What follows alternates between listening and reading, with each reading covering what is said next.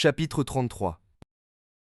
Le lendemain de ce lundi, comme Earnshaw n'était toujours pas en état de vaquer à ses travaux habituels et restait par conséquent aux abords de la maison, je me rendis bientôt compte qu'il me serait impossible de retenir ma pupille sous ma coupe, ainsi que je l'avais fait jusqu'alors. Elle descendit avant moi et sortit dans le jardin, où elle avait aperçu son cousin occupé à quelque menue besogne. Quand j'allais les inviter à venir déjeuner, je constatai qu'elle l'avait persuadé de débarrasser des groseilliers un grand espace de terrain, et qu'ils étaient tous deux très absorbés par des projets d'importation de plantes de la grange. Je fus épouvanté de la dévastation qui avait été accomplie en une petite demi-heure. Les groseilliers noirs étaient pour Joseph comme la prunelle de ses yeux, et elle avait précisément fixé son choix sur leur emplacement pour une plate-bande de fleurs. « Eh bien, tout cela va être montré au maître, m'écriai-je, à la minute même où ce sera découvert. Et quelle excuse aurez-vous à donner pour avoir pris de telles libertés avec le jardin? Cela nous vaudra une belle scène, vous verrez. Mr. Hareton, je suis surprise que vous n'ayez pas été mieux avisé que d'avoir entrepris tout ce bel ouvrage sur sa simple demande. » J'avais oublié que les cassis étaient à Joseph, répondit Earnshaw assez penaud. Mais je lui dirai que c'est moi qui ai tout fait. Nous prenions toujours nos repas avec Mr. Heathcliff. Je remplissais les fonctions de maîtresse de maison pour préparer le thé et pour découper. J'étais donc indispensable à table. Catherine était en général à côté de moi. Mais ce jour-là, elle m'avait fui pour se rapprocher de Hareton. Je vis bientôt qu'elle ne mettrait pas plus de discrétion dans son amitié qu'elle n'en avait mis dans son hostilité. Allons, faites attention à ne pas trop parler à votre cousin et à ne pas trop vous occuper de lui. Telles furent les instructions que je lui soufflai à l'oreille quand nous entrâmes dans la pièce. Cela contrarierait certainement Mr. Heathcliff, et il serait furieux contre vous deux. « Je n'en ai pas l'intention, » répondit-elle. Une minute après, elle était à côté de lui et piquait des primevères dans son assiette de porridge. Il n'osait pas lui adresser la parole en cet endroit. À peine osait-il lever les yeux. Cependant, elle continuait de le taquiner, et 2 fois il fut sur le point de ne pouvoir retenir son rire. Je fronçai les sourcils et elle jeta un regard sur le maître. Mais l'esprit de celui-ci était absorbé par d'autres sujets que la tenue de ses convives, comme on en pouvait juger à son attitude. Catherine devint un instant sérieuse et le considéra avec une profonde gravité. Ensuite elle se tourna et recommença ses folies. Hareton finit par laisser échapper un rire étouffé. Mr. Heathcliff tressaillit. Ses yeux nous dévisagèrent rapidement. Catherine soutint son examen avec l'air habituel de nervosité et pourtant de défi qu'il détestait. « Il est heureux que vous soyez hors de mon atteinte, s'écria-t-il. Quel démon vous possède pour que vous me répondiez toujours par ce regard infernal? Baissez les yeux, et ne recommencez pas à me faire souvenir de votre existence. Je croyais vous avoir guéri du rire. » C'était moi, murmura Hareton. « Que dis-tu » demanda le maître. Hareton mit le nez dans son assiette et ne répéta pas son aveu. Mr. Heathcliff le regarda un instant, puis reprit silencieusement son déjeuner et sa rêverie interrompue. Nous avions presque fini, et les 2 jeunes gens s'éloignèrent prudemment l'un de l'autre, de sorte que je ne prévoyais pas de nouveaux troubles pour cette fois-là, quand Joseph parut à la porte. Sa lèvre tremblante et ses yeux furibonds révélaient qu'il avait découvert l'outrage commis sur ces précieux arbustes. Il devait avoir aperçu Cathy et son cousin sur le lieu du délit avant d'aller constater les dégâts, car pendant que ses mâchoires s'agitaient comme celles d'un bœuf qui rumine, ce qui rendait son langage difficile à comprendre, il commença. « Nous voulions avoir mes gages et m'en aller. J'aurions voulu mourir là où que j'avions servi durant 600 ans. Je comptions transporter mes livres et toutes mes petites bricoles dans mon galetas et je y aurions laissé la cuisine pour eux tout seuls pour qu'ils baillent la paix. C'était dur de quitter mon coin du feu, mais je croyons que j'aurions pu faire ça. Mais v'là Tipa que me prend mon jardin et ça, su ma conscience, maître, je pouvions point le tolérer. Vous pouvez vous plier au joug si ça vous chante, moi j'y somme point habitué et un vieillard n'y s'habitue point à 2 nouveaux fardeaux. J'aimerions mieux gagner mon pain à casser des cailloux sur la route. » Allons, allons, idiot, finissons-en. De quoi vous plaignez-vous? Je ne veux pas me mêler des disputes entre vous et Nelly, elle peut vous jeter dans le trou à charbon pour ce que je m'en soucie. « C'est point Nelly. Je m'en irions point à cause de Nelly, si mauvaise propre à rien qu'elle soit. Dieu merci, elle n'serait capable de voler l'âme de personne, et n'a jamais été si belle que personne prenne garde à ses œillades. Cette peste de fille dépravée qui a ensorcelé notre gare, avec ses yeux affrontés et ses manières éhontées, au point que, non, ça me fend le cœur, il a oublié tout que j'avions fait pour lui, et fait de lui, et vlatipa qu'il est allé arracher toute une rangée des plus bio cassis du jardin. » Là-dessus, il s'abandonna à ses lamentations. accablé par le sentiment des cruelles offenses qu'on lui avait faites, de l'ingratitude d'Earnshaw et du danger que ce dernier courait. Le drôle est-il ivre, Ayrton? Est-ce à toi qu'il en a? J'ai enlevé 2 ou 3 groseilliers, répondit le jeune homme, mais je vais les remettre. Et pourquoi les as-tu enlevés? Catherine intervint à propos. Nous voulions planter quelques fleurs à leur place, s'écria-t-elle. Je suis la seule qui mérite un blâme, car c'est moi qui ai désiré qu'il le fît. Et qui diable vous a permis de toucher à une brindille ici, et qui t'a commandé de lui obéir? Ce dernier restait muet. Sa cousine répliqua. Vous ne devriez pas me chicaner pour quelques mètres de terrain que je veux consacrer à l'ornementation, quand vous m'avez pris toutes mes terres. Vos terres insolentes vauriennes, vous n'en avez jamais eu. Et mon argent, et les terres de Arton, et son argent. Arton et moi sommes amis maintenant. Je l'éclairerai sur votre compte.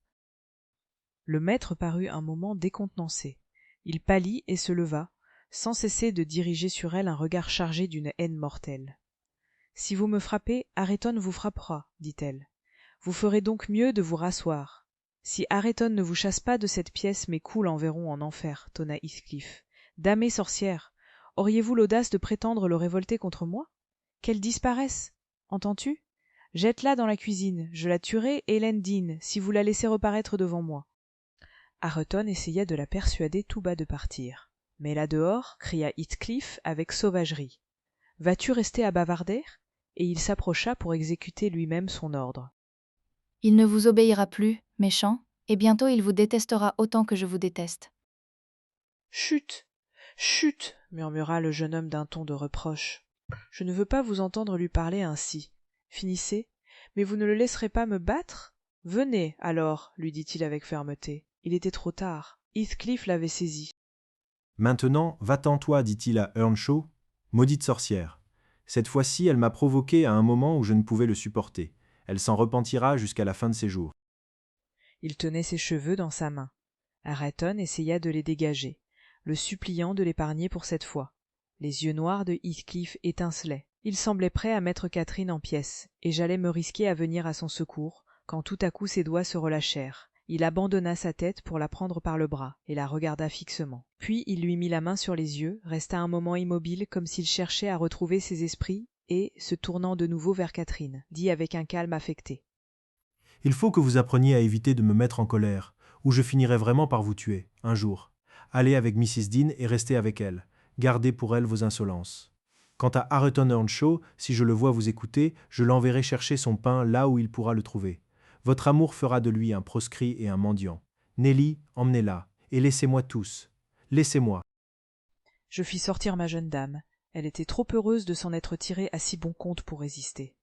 L'autre suivit, et Mr. Heathcliff resta seul dans la salle jusqu'au dîner.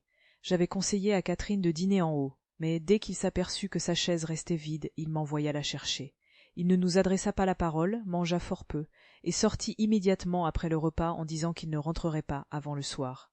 En son absence, les 2 nouveaux amis s'installèrent dans la salle. J'entendis Ayrton réprimander sérieusement sa cousine qui offrait de lui révéler la conduite de Heathcliff envers Hindley Earnshaw. Il dit qu'il ne souffrirait pas qu'on le dénigrât devant lui. Serait-il le diable? Peu lui importait. Il le soutiendrait, et il aimait mieux qu'elle l'insultât lui-même, comme elle avait accoutumé, que de la voir s'en prendre à Mr. Heathcliff. À ces déclarations, Catherine devint de mauvaise humeur, mais il trouva moyen de la faire taire en lui demandant ce qu'elle dirait si lui, Ayrton, parlait mal de son père à elle. Elle comprit alors qu'Earnshaw prenait vraiment à cœur la réputation du maître, qu'il lui était attaché par des liens trop forts pour que la raison pût les dénouer, des chaînes forgées par l'habitude, et qu'il serait cruel d'essayer de desserrer. Elle fit preuve d'un bon cœur en évitant désormais les plaintes et les manifestations d'antipathie à l'égard de Heathcliff. Elle m'avoua ses regrets d'avoir tenté de semer la discorde entre lui et Ayrton, et vraiment je ne crois pas que depuis lors elle ait jamais prononcé, en présence de ce dernier, une syllabe contre son oppresseur. Dès que ce petit désaccord fut aplani, ils redevinrent amis et consacrèrent la plus grande activité possible à leurs occupations d'élèves et de professeurs. Je vins m'installer près d'eux quand j'eus fini mon ouvrage, et j'éprouvai à leur vue une satisfaction si douce que je ne me rendis pas compte de la fuite du temps. Vous comprenez, tous 2 étaient en quelque sorte mes enfants. J'avais été longtemps fier de l'une, et maintenant j'en étais sûr. L'autre serait une source de semblable satisfaction. Sa nature honnête, ardente et intelligente triomphait vite de l'ignorance et de la dégradation dans lesquelles il avait été élevé. et les conseils sincères de Catherine aiguillonnaient son zèle. Son esprit, en s'éclairant, éclairait ses traits, leur donnait de la vivacité et de la noblesse. Je pouvais à peine croire que ce fût là le même individu que j'avais vu le jour où j'avais découvert ma jeune maîtresse à Hurlevent, après son expédition au rocher. Tandis que je les admirais et qu'ils travaillaient, la nuit approchait et avec elle revint le maître. Il arriva sur nous tout à fait à l'improviste, en entrant par la porte du devant, et put à loisir nous contempler tous les trois, avant que nous eussions levé la tête et l'eussions aperçu. Bon, me dis-je, jamais spectacle ne fut plus plaisant ni plus inoffensif, et ce serait une vraie honte de gronder ces jeunes gens. La lueur rouge du feu éclairait leurs deux jolies têtes et montrait leurs visages animés d'un ardent intérêt d'enfant. Car, bien qu'il eût 23 ans et elle 18, tous deux avaient tant de sensations à découvrir, tant de nouveautés à apprendre, qu'aucun ne manifestait ni n'éprouvait les sentiments de la maturité racise et désenchantée. Ils levèrent les yeux en même temps et aperçurent Mr. Heathcliff. Peut-être n'avez-vous jamais observé que leurs yeux sont exactement semblables. Ce sont ceux de Catherine Earnshaw. La Catherine actuelle n'a pas d'autre ressemblance avec elle, si ce n'est la largeur du front et une certaine courbure des narines qui lui donnent l'air plutôt hautain, qu'elle le veuille ou non. Chez Areton, la ressemblance est plus forte. Elle est remarquable en tout temps, et à ce moment-là elle était particulièrement frappante, parce que ses sens étaient en éveil et que ses facultés mentales avaient une activité inaccoutumée.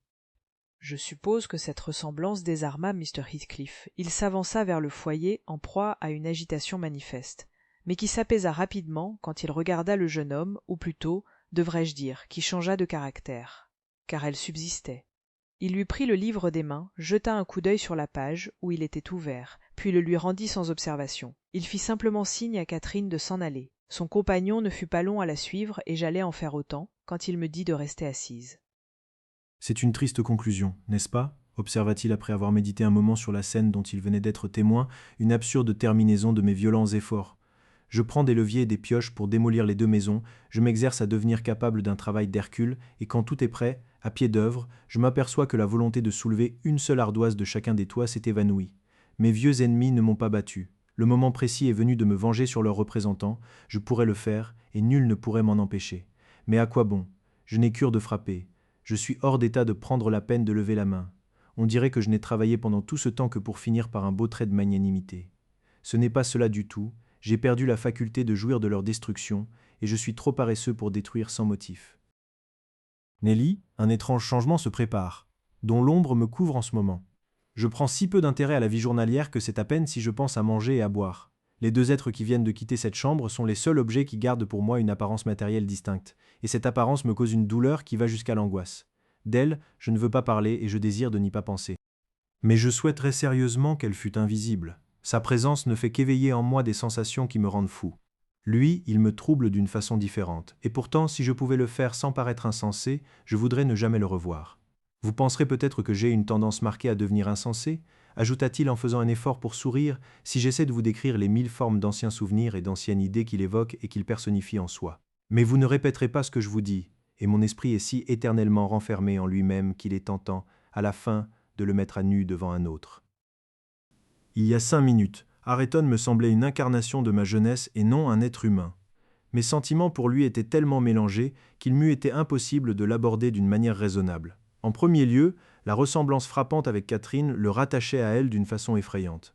Pourtant, ce fait que vous pourriez supposer exercer sur mon imagination l'influence la plus forte n'exerce en réalité que la plus faible. Car qu'est-ce qui, pour moi, ne se rattache pas à elle? Qu'est-ce qui ne me la rappelle pas? Je ne peux pas jeter les yeux sur ce dallage sans y voir ses traits dessinés. Dans chaque nuage, dans chaque arbre, remplissant l'air la nuit, visible par lueur passagère, dans chaque objet le jour, je suis entouré de son image. Les figures d'hommes et de femmes les plus banales, mon propre visage, se jouent de moi en me présentant sa ressemblance. Le monde entier est une terrible collection de témoignages qui me rappellent qu'elle a existé et que je l'ai perdue. Eh bien, Areton, tout à l'heure, était pour moi le fantôme de mon amour immortel, de mes furieux efforts pour maintenir mon droit, de ma dégradation, de mon orgueil, de mon bonheur, de mon angoisse. Mais c'est de la folie d'exprimer ces pensées devant vous. Cependant, cela vous fera comprendre pourquoi, malgré ma répugnance à rester toujours seul, sa société, loin de me faire du bien, aggrave plutôt le perpétuel tourment que j'endure. Et c'est cela qui, en partie, contribue à me rendre indifférent à ses rapports avec sa cousine. Je ne peux plus faire attention à eux. Mais qu'entendez-vous par un changement, Mr. Heathcliff ? Demandai-je. J'étais alarmé de son attitude, bien que, selon moi, il n'eût jamais été en danger de perdre le sens ni de mourir. Il était vraiment vigoureux et plein de santé. Quant à sa raison, depuis son enfance, il se complaisait à nourrir de sombres idées et à entretenir de bizarres imaginations. Il pouvait avoir la monomanie de sa défunte idole, mais sur tous les autres points son esprit était aussi sain que le mien. Je ne le saurai pas avant qu'il se produise, répondit-il. Je n'en ai conscience qu'à demi pour le moment. Vous ne vous sentez pas malade, n'est-ce pas? Non, Nelly, nullement. Et vous n'avez pas peur de la mort? Peur? Non. Je n'ai ni crainte, ni pressentiment, ni espoir de la mort. Pourquoi éprouverais-je ces sentiments? Avec ma robuste constitution et mon genre de vie sobre, mes occupations sans danger, je devrais demeurer, et il faudra probablement que je demeure sur cette terre jusqu'à ce qu'il me reste à peine un cheveu noir sur la tête. Et pourtant je ne peux pas continuer à vivre ainsi. Je suis obligé de concentrer mon attention pour respirer, de forcer presque mon cœur à battre. C'est comme si j'avais à faire ployer un ressort raidi. C'est par contrainte que j'exécute le moindre des actes qui ne sont pas déterminés par ma pensée unique. Par contrainte que je prête attention à tout ce qui, vivant ou mort, n'est pas associé à l'idée qui m'obsède. Je n'ai qu'un désir, à quoi tendent tout mon être et toutes mes facultés. Ils y ont tendu si longtemps et avec tant de constance que je suis convaincu qu'il sera satisfait, et bientôt parce qu'il a dévoré mon existence. Je suis englouti dans l'avant-goût de sa réalisation. Ma confession ne m'a pas soulagé, mais elle pourra expliquer des phases de mon humeur qui, autrement, seraient inexplicables. Ô Dieu, c'est une longue lutte, et je voudrais qu'elle fût finie. Il se mit à arpenter la chambre, en se murmurant à soi-même de terribles choses, au point que j'inclinai à croire, comme il disait que croyait Joseph, que sa conscience avait fait de son cœur un enfer terrestre. Je me demandais avec anxiété comment cela finirait. Quoiqu'il eût rarement manifesté cet état d'esprit, même par la simple expression de sa physionomie, c'était son état ordinaire, j'en étais certaine. Il l'affirmait lui-même, mais personne n'eût pu le deviner à son aspect général. Vous ne l'avez pas deviné quand vous l'avez vu, Mr. Lockwood, et à l'époque dont je parle, il était exactement le même qu'alors, plus épris seulement de solitude perpétuelle, et peut-être encore plus laconique en société.